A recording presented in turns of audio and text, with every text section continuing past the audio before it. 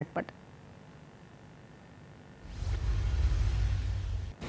टंचाईच्या पार्श्वभूमीवर सांगली जिल्ह्यासाठी 8 ऐवजी 12 टीएमसी पाण्याची मागणी उपमुख्यमंत्री देवेंद्र फडणवीस यांच्याकडे केल्याची खासदार संजय पाटील यांची पत्रकार परिषदेत माहिती. वर्धा जिल्ह्यात खरीप हंगामासाठी बियाणं आणि रासायनिक खतांचं योग्य नियोजन करण्याचे जिल्हाधिकारी राहुल कर्डिले यांचे निर्देश. 4,33,340 हेक्टर क्षेत्रात पेरणीचं नियोजन. कोल्हापूर जिल्ह्यात शिरोळ इथं पंचगंगा नदीवरच्या बंधाऱ्यात इचलकरंजीतलं दूषित पाणी सोडल्यामुळे लक्षावधी मासे आणि जलचर मृत्युमुखी. मानवी आरोग्याबद्दलही नागरिकांकडून चिंता व्यक्त.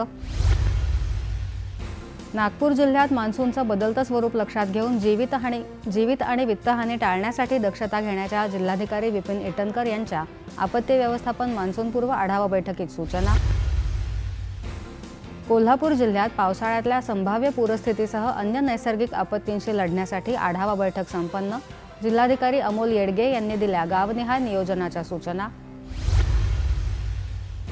राज्य कृषी पणन मंडळ पुणे आणि विभागीय कार्यालय नागपूर यांनी नागपुरात कुसुमताई वानखेडे भवनात भरवला आंबा, मिलेट आणि धान्य महोत्सव. राज्याच्या विविध भागातून 57 स्टॉल्सचा सहभाग. आणि पुण्यातल्या पर्वती विधानसभा मतदारसंघाचे माजी आमदार आणि राष्ट्रीय स्वयंसेवक संघाचे ज्येष्ठ स्वयंसेवक विश्वास गांगुर्डे यांचं पुण्यात निधन. आज दुपारी वैकुंठ स्मशानभूमीत अंत्यसंस्कार. वळूया पुढच्या बातम्यांकडे. माहिती आणि प्रसारण मंत्रालयाचे सचिव